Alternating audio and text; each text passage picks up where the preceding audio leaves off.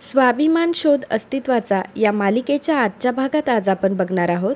विनायक पीएला सांगत असतो की शांतनूला अडकवण्याचं फुलप्रूफ प्लॅनिंग केलं होतं मी. प्रमोद साहेब अहो बघा ना, आत्ताच तर ही केस मिटली आहे, जरा श्वास तर घेऊ द्यात. शांतनूला जर शिक्षा झाली असती तर चांगला जेलमध्ये सडला असता. आपल्याला तर अगदी मोकळं रान होतं, पण नेमका तो सुटला. त्यामुळं आता पुन्हा सगळं प्लॅनिंग पहिल्यापासून करावं लागणार आहे. पल्लवीला मात्र प्रचंड मोठा धक्का बसलेला असतो. पल्लवी मनात विचार करते, ह्या सर्व प्रकरणात शांतनूला अडकवण्यासाठी विनायक दादाचा हात होता. पीए म्हणतो की तुमच्या प्लॅनिंगमध्येच काहीतरी गडबड झाली असणार आणि म्हणूनच तुमचा भाऊ सुटलाय. विनायक म्हणतो की नाही प्रमोद साहेब, माझ्या प्लॅनिंगमध्ये काहीच गडबड नव्हती. ती मुलगी सोनाली, तिला मीच धमकी दिली होती शांतनूचं नाव घ्यायची. बाकीच्या 2 मुलींना सुद्धा दम दिला होता. शांतनूला पूर्णपणे अडकवण्याचा माझा प्लॅन होता. अहो त्याला वकील मिळू नये म्हणून खटपट सुद्धा करत होतो मी. शांतनू अजून अडकावा यासाठीच मी प्रयत्न करतोय. 2 मुलींना धमक्या दिल्या, हॉस्टेलच्या रूममध्ये डांबून ठेवलं, तरी पण त्या सुटल्या. हो, त्यांनी काही कोर्टात बोलू नये म्हणून तिकडे सुद्धा जाऊन अडकवण्याचा प्रयत्न केला, पण नेमकी त्याच वेळी ती पल्लवी कडमडली तिकडे. पीए म्हणतो की आता मुली कशा तयार होणार आणि आपल्याला मुली कशा भेटणार, आणि साहेबांपर्यंत जर मुली गेल्या नाही तर तुम्हाला पैसे आणि मला कमिशन कसं मिळणार. विनायक म्हणतो की तसं करू नका, मला फक्त थोडे दिवस द्या. हे बघा, मला थोडा टाईम द्या. जर मी आता कॉलेजमध्ये पुन्हा काहीतरी करण्याचा प्रयत्न केला तर हे रिस्की आहे. मला थोडे दिवस द्या, मी काहीतरी मॅनेज करतो. पीए म्हणतो की थोडेच दिवस, हा साहेब जर पुन्हा चिडले तर मग काही खरं नाही. विनायक म्हणतो की नाही मी मॅनेज करतो. काय आहे ना, हे डील आपलं चालू राहिलं पाहिजे, तरच तर मालामाल होता येईल आपल्याला.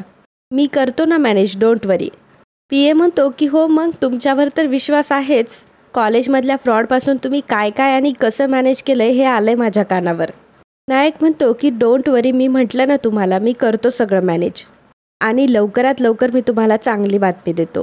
पल्लवीला मात्र प्रचंड मोठा धक्का बसलेला असतो. पल्लवी रडत असते. तिथून उठते आणि रिक्षाकडे येते. मनात म्हणत असते की विनायक दादांनी स्वतःच्या भावाविरुद्ध एवढं मोठं कारस्थान केलं. प्रॉपर्टीचे वाद असतील, आणखी काही कारण असेल म्हणून शांतनूंना एवढ्या मोठ्या घाणेरड्या आरोपांमध्ये अडकवलं. स्वतः तर पैशांसाठी किती नीच कार्य करताय. मुलींचं आयुष्य उद्ध्वस्त करताना सुद्धा लाज नाही वाटली यांना. खूप किळस वाटते मला आता त्यांची. खूप संताप येतोय. एवढ्या भयंकर वृत्तीचा माणूस आमच्या घरात वावरत होता आणि मी त्यांना स्वतःच्या भावासारखं मानत होते. कॉलेजमध्ये पैशांचा फ्रॉडसुद्धा यांनीच केला आणि त्यात सुद्धा शांतनूच भरडले गेले. ती वाईट आणि भयंकर आहे हे सर्व. पल्लवीचा प्रचंड प्रमाणावर संताप होत असतो. तर इकडे मोठे काका मोठ्या आईला म्हणत असतात की अगं सुपर्णा, काय झालंय, कसला विचार करतीयस, तो एका जागेवर बस बरं.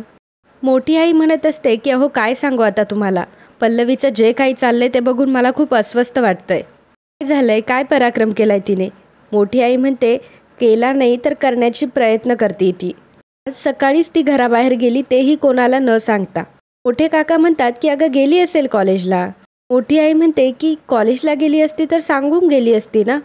मी तिला फोन केला तर घाईघाईने उत्तर देऊन कट करून टाकला. तिच्या डोक्यात नक्कीच काहीतरी शिस्त आहे ज्याचा ती पत्ताच लागून देत नाहीये. मोठे काका म्हणतात की रिकामं मन हे सैतानाचं घर असं झालंय तुझं.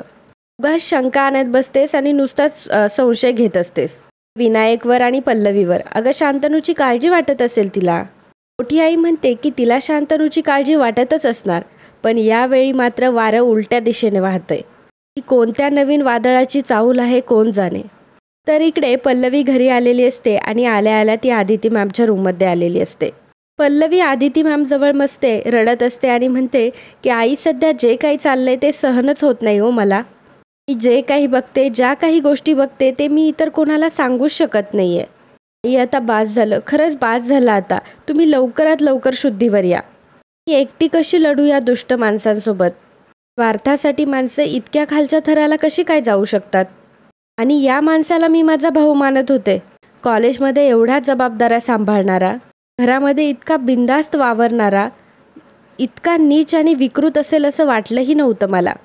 घरातील प्रत्येकापाशी खोटा चेहरा घेऊन वावरत होता तो. धाकटा भाऊ म्हणून शांतनूवर किती जीव आहे असं दाखवून आणि स्वतः शांतनूला एवढ्या घाणेरड्या प्रकरणात अडकवलं.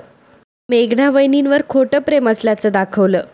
तुमच्या बाबतीत सुद्धा अतिशय काळजी असल्याचं, असं म्हणताच पल्लवी थांबते. आणि अचानकपणे पल्लवीला आणि अचानकपणे पल्लवीला विनायकचं बोलणं आठवतं. विनायक म्हटलेला असतो की माझ्या ओळखीचा एक डॉक्टर आहे, तर ते उद्या कॉन्फरन्सला येणार आहेत. मी असा विचार केला की त्यांना बोलवलं आणि आदिती काकूला बघायला लावलं तर. डॉक्टरांचं बोलणं देखील आठवतं की ते आता लवकरच शुद्धीवर येतील, पण त्यांच्या फास्ट रिकव्हरीसाठी एक इंजेक्शन आहे.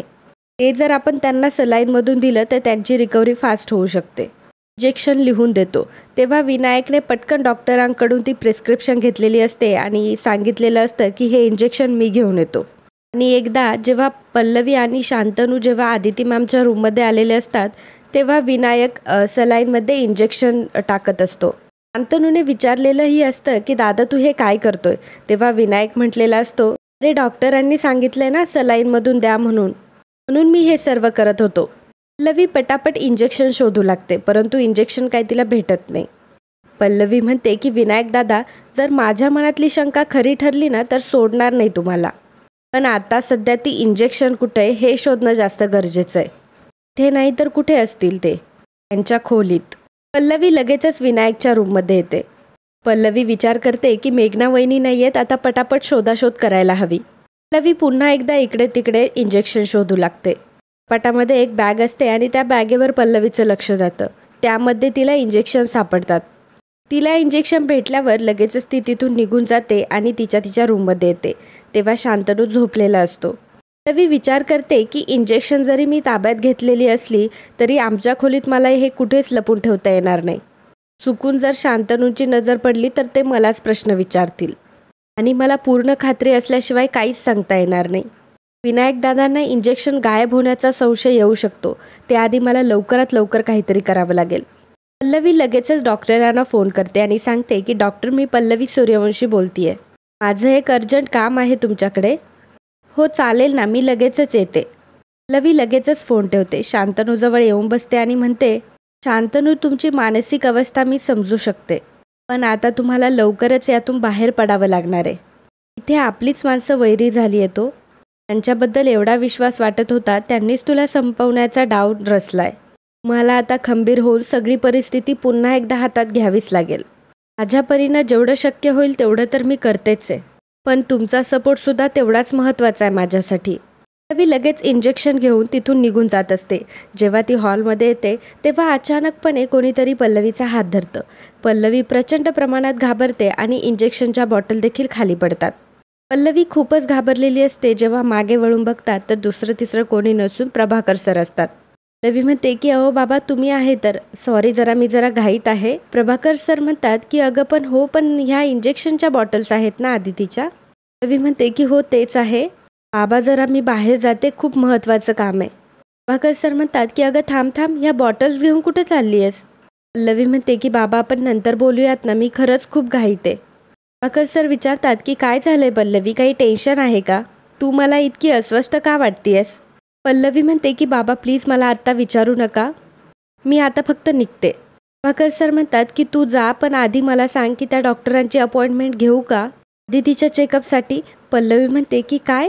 प्रभाकर सर म्हणतात की अगं ते विनायकने सजेस्ट केलेले फॉरेन रिटर्न, त्यांना मी बोलावू का. पल्लवी म्हणते की अजिबात नाही, विनायक दादाने बोलवलेल्या डॉक्टरांना भेटायची काहीही गरज नाही. प्रभाकर सर विचारतात की का. पल्लवी म्हणते की आपण आपल्या डॉक्टरांना दाखवूयात ना, व तर मी बोलवते त्यांना, मी बघते बाबा सगळं. मी प्लीज आता कोणाकडे काहीच बोलू नका आणि काहीच करू नका, मी आता खूप घाईते, मी येते. असं म्हणून पल्लवी लगेच तिथून निघून जाते. प्रभाकर सर मनात विचार करत असतात पल्लवी एवढी का रिॲक्ट झाली आणि एवढ्या घाईघाईत कुठे गेली असेल ही. खरं तर मी सहजच विचारलं होतं. तर इकडे पल्लवी डॉक्टरांना भेटायला आलेली असते. पल्लवी डॉक्टरांना म्हणते या औषधांविषयी मला जरा संशय वाटत होता, म्हणून एवढ्या घाईने आली मी तुमच्याकडे. काय आहे, माझ्या सासूबाईंच्या तब्येतीत काही सुधारणाच होत नाहीये, म्हणून जरा काळजी वाटते. तुम्ही प्लीज एकदा चेक करता का. डॉक्टर जेव्हा इंजेक्शनची बॉटल चेक करतात तेव्हा त्यांनाही मोठा धक्का बसतो. डॉक्टर विचारतात की तुम्ही तुमच्या सासूबाईंना हे इंजेक्शन देत होतात. पल्लवी म्हणते की हो, काय झालं, चुकीची इंजेक्शन आहेत का ही. डॉक्टर म्हणतात की चुकीची, अगं एक प्रकारचं सौम्य विष आहे हे. हे ऐकल्यावर मात्र पल्लवीला मोठा धक्का बसतो. डॉक्टर म्हणतात की हे ड्रग जर शरीरात गेलं तर माणसाचा एक एक अवयव निकामी व्हायला लागतो. काही दिवसातच माणूस हळूहळू डिसेबल होतो आणि मग नंतर त्याचे प्राणही जातात. ऐकून तर पल्लवीला अजून मोठा प्रचंड धक्का बसलेला असतो. डॉक्टर सांगतात की आणि जर तसं नाही झालं तर माणूस फक्त नावापुरता जिवंत राहतो. डॉक्टर विचारतात की मला सांग पल्लवी, हे इंजेक्शन तुम्हाला प्रिस्क्राईब कोणी केलं आणि ते पेशंटला देण्याआधी तुम्ही दुसऱ्या डॉक्टरकडून चेक करून घेतलं नाही? पल्लवी म्हणते की नाही, चेक करायला हवं होतं पण तेव्हा अशी काही संशयच नाही आला आणि हे असं काही होईल असं कधीच वाटलं नव्हतं मला. पल्लवी म्हणते की डॉक्टर, मी तुम्हाला एक रिक्वेस्ट करू का? माझ्या सासूबाईंच्या तब्येतीला फायदा होईल अशी काही विटॅमिन्सची औषधं तुम्ही देऊ शकता का? डॉक्टर म्हणतात की नाही, त्याआधी मला पेशंटची कंडिशन चेक करावी लागेल. असं कुणाच्याही सांगण्यावरून मी औषधं देऊ शकत नाही. पल्लवी म्हणते की नाही डॉक्टर, प्लीज, तुम्ही ओळखीचे आहात म्हणून मी रिक्वेस्ट करते. डॉक्टर विचारतात की कशासाठी हवी आहेत तुला ही औषधं? काय करणार आहेस तू? पल्लवी म्हणते की माझ्या सासूबाईंना इंजेक्शनच्या रूपात जे विष दिलं जातंय ना, मी दिलेल्या विटॅमिन्सच्या बाटल्या मला ठेवायच्या आहेत. ह्या बॉटल्सचे स्टिकर त्या बॉटलला लावेल आणि मग कोणाच्या लक्षातही येणार नाही. डॉक्टर म्हणतात की नाही, असा खोटेपणा मला जमणार नाही. आमच्या एथिक्समध्ये हे बसतच नाही. पल्लवी डॉक्टरांना रिक्वेस्ट करत असते परंतु डॉक्टर म्हणतात की सॉरी पल्लवी. पल्लवी म्हणते की डॉक्टर प्लीज ऐका ना, हे बघा तुमचं बरोबरच आहे. खरं तर मलाही हा खोटेपणा करणं मनापासून पटत नाही आहे, पण माझ्या सासूबाईंच्या जीवाचा प्रश्न आहे. हे कोणी त्यांच्याशी असं वाईट वागतंय ना, त्यांचा हा डाव मला हाणून पाडायचा आहे. डॉक्टर, माझं घर वाचवण्यासाठी, माझ्या सासूबाईंना पुन्हा परत आणण्यासाठी माझी धडपड सुरू आहे. माझ्या या प्रवासात तुमच्या या छोट्या मदतीने देखील मला खूप फायदा होणार आहे, नाहीतर त्यांचा जीव धोक्यात येऊ शकतो. आणि मित्रांनो, आजचा हा भाग इथेच संपतो. पुढील भागात आपल्याला पाहायला मिळणार आहे पल्लवी मोठ्या आईला वृद्धाश्रमाचा अर्ज दाखवते आणि म्हणते की बघा, तुमचा स्वतःचा मुलगा तुमचे संस्कार कसे तंतोतंत पाळतोय आणि याचाच पुरावा आहे हा. आणि सूर्यवंशींची सगळी प्रॉपर्टी त्यांना एकट्याच्या घशात घालायची आहे. त्यासाठी सगळे पेपर्स करून तुमची योग्य ठिकाणी रवानगी करण्याची सुद्धा तयारी केली आहे त्यांनी. ऐकून मोठ्या आईला मात्र खूप मोठा धक्का बसतो. मोठे काकांना देखील धक्का बसतो तर मोठी आई रडत असते. तर मित्रांनो, कालच्या भागात कमेंट करणारे आपले दर्शक होते अरुणा सोपानकर, सुमन धेंडे, रेखा जाधव, मुकुंद कुलकर्णी, कविता मेश्रम, अपर्णा मायेकर, अजय वागचौरे, सुशीला पारते, हर्षाली मोरे, वंदना पोद्दार, बिनी, रेश्मा पवार, मधुकर मोत्राचे, आराधना गजबे, मुकुंद कुलकर्णी, अजय वागचौरे, रोहिणी फॅड, आदिती आजबे, ज्ञानेश्वर आचारी, शैला मांडगे, आर.जे. वॉरियर, धनश्री देशमाने, चंद्रशेखर भातवाडेकर, कल्पना भिसे, बीना आणि आनंद केसवानी या सर्वांनी व्हिडिओला कमेंट करून खूप छान प्रतिसाद दिल्याबद्दल खूप खूप धन्यवाद.